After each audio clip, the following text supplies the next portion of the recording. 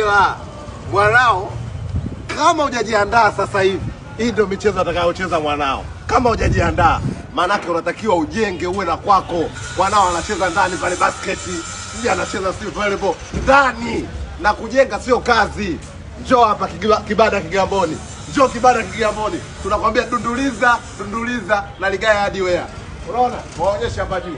Ligaya Hardware, Kigamboni Kibada. Ukiwa na hela unaleta kidogo. Tunakuja hapa tunakujengea mdogo. Sasa wewe ndekeza mambo ya kijinga, watoto wako wataishi hapo. Chudo badili au mambo ya malaika. Njoo hapa wewe ujenge. 100,000 unaleta, 200,000 unaleta, mpaka unamaliza nyumba yako. Sio unamaliza nyumba mseme uchawi au Freemason. Naona tunavojitoa akili. Naomba jamaa tumeleta laki.